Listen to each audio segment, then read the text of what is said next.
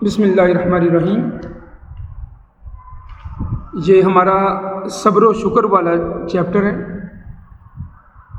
اس میں ٹوٹل 4 سوالات بنتے ہیں، تو ان 2 سوالات میں ان کو ملا دیا گیا ہے۔ اگر یہ 2 سوالات تیار ہو جائیں تو جو کتاب میں 4 کے 4 سوال دیے گئے ہیں وہ سب کے سب اسی میں آ جائیں گے۔ قرآن و سنت کی روشنی میں شکر کی کیا اہمیت ہے،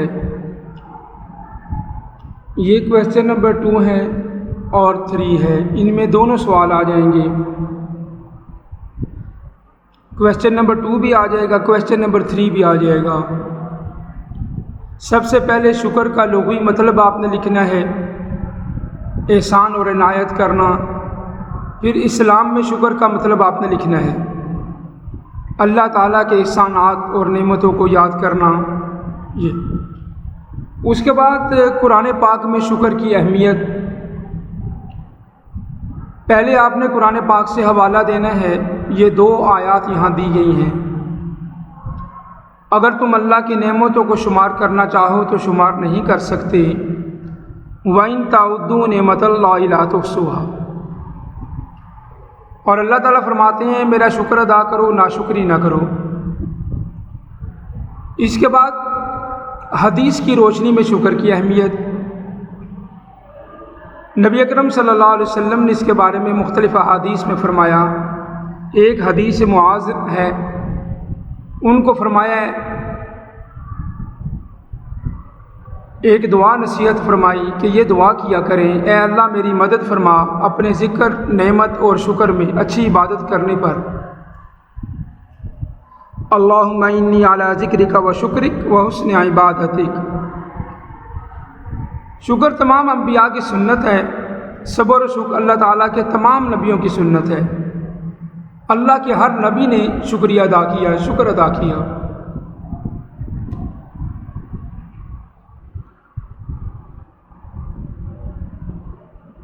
اب اس میں جو دوسرا سوال بنتا ہے اور ہے وہ تیسرا کتاب میں، شکر کا لغوی مطلب کیا ہے اور اس کے طریقے کون سے ہیں۔ سوال آتا ہے، سوال نمبر 3 ہے، شکر کے لغوی مطلب کیا ہے، اس کے طریقے بھی بتائیں۔ اگر یہ سوال آتا ہے، سب سے پہلے آپ شکر کا لغوی مطلب بتائیں، پھر اسلام میں اس کا مطلب بتائیں، پھر اس کی امپورٹنس بتائیں جو ہم نے پیچھے پڑھا ہے، اس کے بعد طریقے لکھیں۔ شکر کا لغوی مطلب پیچھے پڑھا ہم نے، اسلامی مطلب بھی پڑھا، اب اس کے 3 طریقے ہیں بھائی۔ شکر کے 3 طریقے ہمارے سامنے ہیں۔ پہلا قلبی شکر ہے، یعنی دل میں اللہ کی نعمتوں کو یاد کرنا۔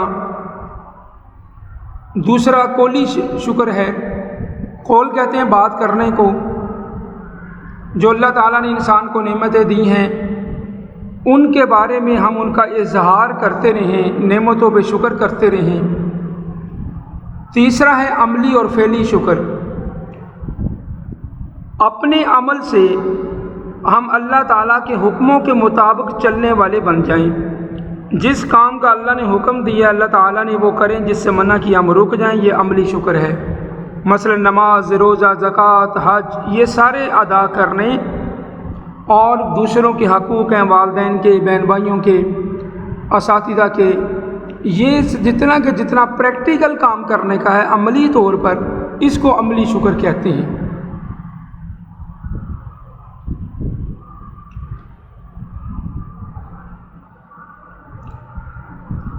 اب پیچھے ہم نے پڑھا کہ شکر انبیاء کی سنت ہے۔ حضرت نوح اور شکر، حضرت نوح کے بارے میں قرآن پاک میں لکھا ہے بے شک وہ شکر گزار بندے تھے۔ اسی طرح حضرت ابراہیم کے بارے میں لکھا ہے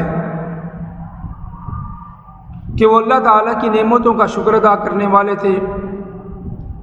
حضور پاک اور شکر، نبی اکرم صلی اللہ علیہ وسلم بہت زیادہ اللہ تعالیٰ کے شکر گزار تھے۔ یہ حضرت عائشہ رضی اللہ عنہا کی روایت ہے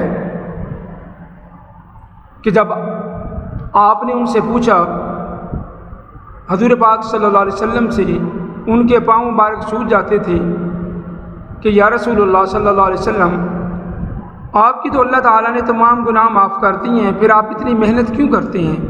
آپ نے فرمایا افلا عبدا شکورا، تو کیا میں اللہ تعالیٰ کا شکر گزار بندہ نہ بنوں؟ اس لیے کہا جاتا ہے کہ شکر گزاری اللہ تعالیٰ کی بہت بڑی نعمت ہے۔ تو یہ ہمارے پاس جو ہیں 2 سوال شکر کے تھے۔ پہلے ہم نے اس کی اہمیت پڑھی اور پھر اس کی لغوی معنی اور طریقے پڑھے۔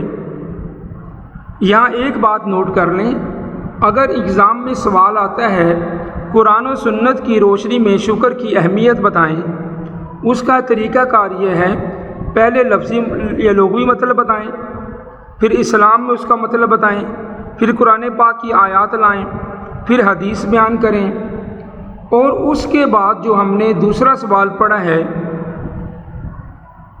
شکر کے طریقے اور انبیاء کی سنت، سب کچھ اس میں لکھ دیں۔ یہ اس کے لکھنے کا طریقہ ہے۔ جو کچھ شکر کے بارے میں پڑھا ہے ہم نے یہ 3 پیجز پہ سب لکھ دیں۔ اور اگر تیسرا سوال آتا ہے کہ شکر کا لغوی مطلب کیا ہے، شکر کے طریقے بتائیں، تو اس کی بھی ترتیب آپ نے وہی رکھنی ہے، پہلے لغوی مطلب بتانا ہے، پھر اس کا اسلام میں مطلب بتانا ہے، اور اس کے بعد اس کے 3 طریقے بتانے ہیں جو بھی ہم نے پڑھے ہیں، اور اینڈ میں آپ نے اس کی اہمیت بتانی ہے جو ہم نے پہلے پڑھا ہے۔ یہاں ایک بات ذرا نوٹ کر لیں اچھے طریقے سے، شکر کے بارے میں ہمارے پاس 2 سوال ہیں پیپر میں، کویسچن نمبر 2 اور 3۔